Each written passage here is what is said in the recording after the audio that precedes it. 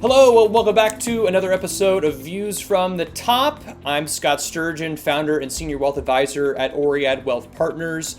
On today's episode, we are talking all things 2022, and specifically, are you financially ready for 2022?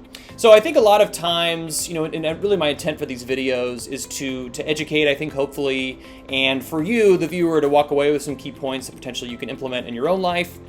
If you feel like any of this resounds with you, any of the topics or things I discuss kind of hit home, or you have questions or concerns about, I encourage you to reach out either through the website or directly at scott@oreadwealth.com, my email. So today we're talking financially ready for 2022. And the first topic I think is really interesting. It's super cliche probably as setting a New Year's resolution that if you're anything like me, you will absolutely not adhere to after about 2 weeks. But this one I think is can be a little more impactful. Your finances are arguably very important, obviously, or we wouldn't be having this discussion between you and myself, or at least a one-way discussion. And so when we think about finances in general, I think one of the best things we can do to start a new year is to really take some time and write down our goals financially for the year. And it could be anything. It could be, I want to get a new car. I want to start saving $200 a month into my checking account and $300 a month into my savings account, and maybe another taxable brokerage investment account that I have. Whatever the case may be, it could be material, it could be spiritual, it can be personal, but thinking through those goals and elements, and then how financially you might go about achieving them, or how your finances might need to be reoriented to do them. I think that's a big piece that people commonly miss. And I think the key here is actually either writing it down. I think for me personally, it's writing it in my laptop or some sort of note software that I use. Whatever the case may be, getting it down so that you have it in writing, I think is so critical for success and really keeping yourself accountable throughout the year. So tip number 2, strategy number 2, whatever you want to call it, is really kind of a next step from step 1. And really this for me is trying to think through what are the areas that I'm missing. And that's kind of hard, right? You don't really necessarily know what things you're missing because maybe you're missing them and you don't really even know they exist. So I think kind of looking through whatever your goals are, and then really kind of relating and translating those to, how do my investments look? How do what does my cash flow look like? What are my savings and expenditures look like? And I'm really piecing together what areas am I just not that knowledgeable in or not that sure of. That's a hard thing for a lot of people to grasp. Where am I weak in certain areas? And, especially when it comes to finances, there's so many nuances. It's so easy to overlook certain things that I think just taking some time and really looking at, your overall financial picture and saying, okay, where are the gray areas? Where am I fully set? I know I'm certain that I have my savings account. It's got a great interest rate for kind of my emergency fund, if you will. That's set aside and good to go. But I just don't really know if the homeowner's policy that I have, number one, is an adequate coverage of my total residence. If maybe I have other potential liabilities that I would want to make sure my homeowner's policy covers. What do my premiums look like? Is that still in line with what I needed 2 years ago? And then kind of stepping backward and saying, okay, well, what would be the next logical step in kind of figuring that piece out as it pertains to the rest of your overall financial picture. And all these things are, they work in tandem together. So I think, your cash flow every month is dictated by your kind of fixed expenses often, your mortgage, insurance expenses, different savings expenses, expenses that you have. So I think kind of piecing those together and then kind of seeing maybe where are the blind spots potentially, that's huge.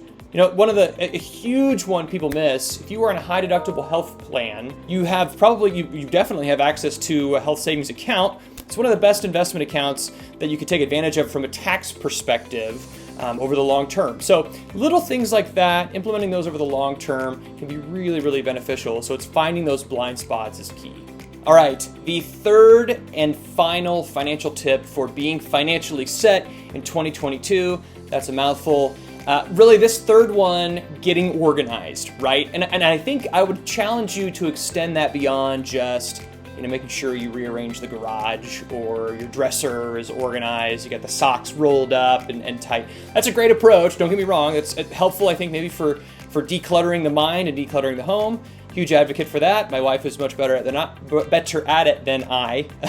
But when I talk about getting organized, I mean taking a hard look at all of your different financial pieces and kind of how they fit together in a very broad picture to understand and find maybe where you have inefficiencies or areas you're excelling really well that could then benefit other areas, within your kind of financial life. What am I talking about? So very simply, I think sometimes we think, at least when it comes to our basic cash flow month to month or annually or what have you, we're, kind of like a business. We have our revenue, our income coming in, we've got our expenses and kind of our expenditures going out, in and out. Very, very simple. And in the gap there is obviously, a lot of decision making and determining how to prioritize where those dollars are flowing. One of the huge pieces you can do, obviously, is checking expenses. Do I have random subscriptions that I don't really need or don't really utilize anymore? Maybe you're not stuck at home as much as you were a year or 2 years ago, and you just don't need 8 different streaming subscriptions that you don't really use. If that's saving you, $10, $20 a month, that's a couple $100 a year. It could be put to other uses.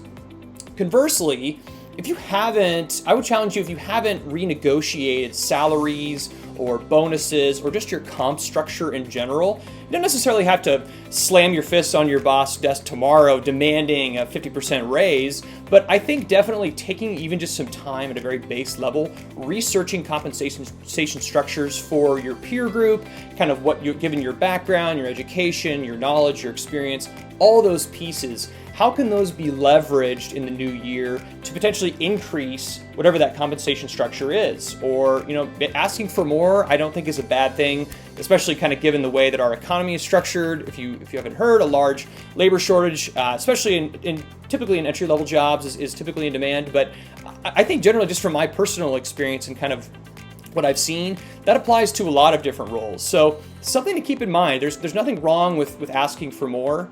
And I think oftentimes the worst case is obviously doing it eloquently and making sure it's well thought out and articulately approached can be really beneficial, and I oftentimes find the typical worst answer is no. And you're basically then where you exactly were before you went through the process. So minimal time and investment, potentially a large upside in general. I think that's a huge one. And then really the added one, the financial planner here sticking his hands up. Obviously, getting your finances organized is huge. Looking across all your different account types and determining, do I have enough cash? Should I put more cash to work? Do I need more cash on hand for potentially an emergency or something like that? What do my investments look like? Are they tax efficient in general? Am I kind of taking advantage of tax structures in the present day, potentially to set me up for success further down the line, not necessarily even when you're retired. Maybe you want to start a business in 5 years. Are you taking steps today to make that process infinitely easier in the future? So getting organized is a loose term for sure, but one I think that can be so heavily applied to all different aspects and facets of life that it's certainly one to consider and certainly one I think is worth time and your investment of time. Well, that's going to do it for today's episode of Views from the Top. Thank you so much for taking the time to tune in. As always, like I mentioned at the onset of the video, if you have comments, questions, concerns, if this kind of stuff keeps you up at night, shoot me a message. I'm always happy to talk and certainly kind of give insights or kind of ideas of ways that you might go about looking into these certain things. And potentially, if it makes sense to work together, I'd be happy to have that conversation with you as well. You could find me at www.oreadwealth.com or oreadwealthpartners.com. They are one and the same. Or directly on the website, there's a form to fill out to contact me directly. You can also schedule time with me. More than happy, as always, to jump on a call and talk through different concerns or ideas. So that is going to do it for today. Thank you so much for tuning in to Views from the Top. As always, I'm Scott Sturgeon. We'll see you next time.